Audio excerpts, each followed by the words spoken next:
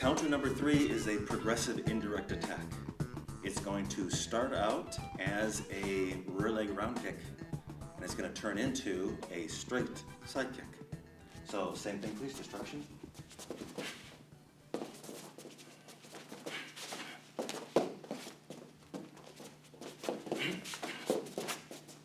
Okay, so for our third counter, we have the progressive indirect attack that starts out as a circular kick and then turns into a linear kick.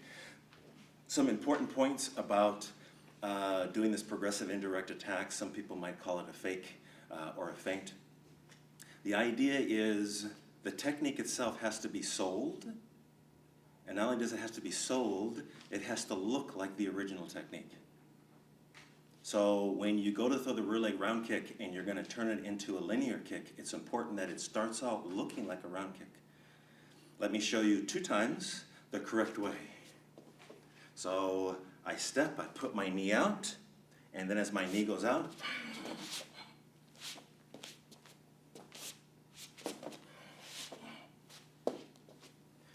let me show you what one of the more common mistakes that people make when they try and go from circular to linear.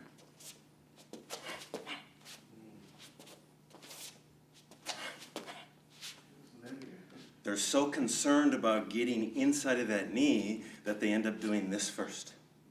And then they turn. Well, the moment somebody with experience sees your knees come together, they know it's not going to be a circular kick. That's why I specifically said point the knee out. Because everybody thinks it's going to be round. And all you're doing is keeping it there until the last minute. Make sense? So that's the first thing I want you to keep in mind. So this is number 4.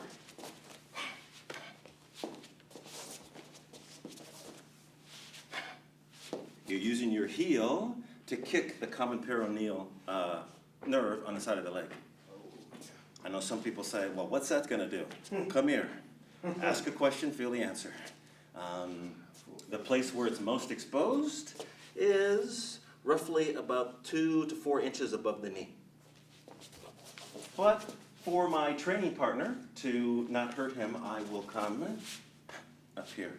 When I want to kick hard, but I don't want to hurt my partner, I will step in deeper and kick my partner with my calf.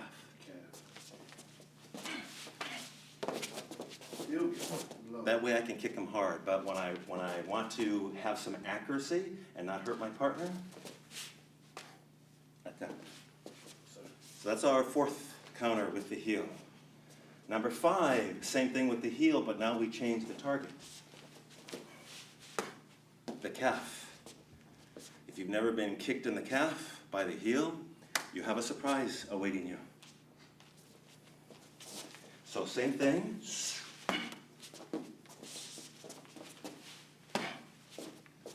Most people, when they think of hitting the hand, they hit the hand on the defense. Slowly, please. They hit the hand here. And then I get my hand hit.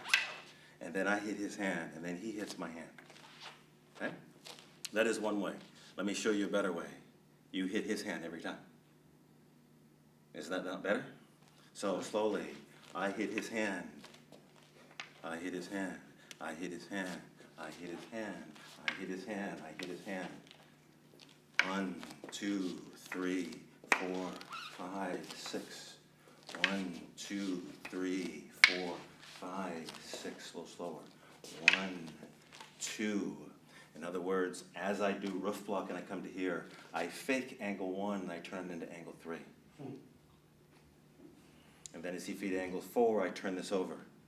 And then I fake angle 1 and turn it into angle 2. And then I hit his hand. And then I'm going to do a small wick right before, because if I try and wait too late, drop stick please, and with a check. Okay. Sorry. See a little flick at the end? So we have the basic way of doing sobrata, minus the footwork. And then we have hit his hand, hit his hand, hit his hand, hit his hand, hit his hand, hit his hand. Make sense? Next, number 3, hit the head. That's my rough block. So instead of putting my stick this way, I put the stick this way. And then this goes right into the head. And so what happens is, this ends up being my main defense. And this goes directly into the head. Make sense? Then, headshot. Headshot. I fake from angle 1 to angle 2. Again, please. So, rough block. As I go to angle 1, I go directly to angle 2. That's how I sneak in the headshot here. And then as he goes to angle 4, headshot. And then as he goes to rough block. Really simple. Hand grabs here and elbow, please. I'm going to put the heel of my hand onto my head. Make sure you don't put your hand like this, or even worse, like this. Push just a little bit, please. You're going to end up giving yourself a bloody nose or a black eye. So the heel of your hand, even put your wrist there. Elbow, please. A little harder. Harder. Good. Good. So, yeah, but what if he changes to like an upward elbow? My goal is to create an X with his forearm, between his forearm and my forearm. So if he comes over top diagonally, if he comes horizontal, if he comes upward. Now, obviously, I'm not going to stay here for a lengthy period of time, but this is how you defend. Simple enough? Well, how do you break free from that? Simple. Elbow, please. Arm wrench. Since he's grabbing, I grab. And when do I arm wrench? When he's rechambering. 1, 2,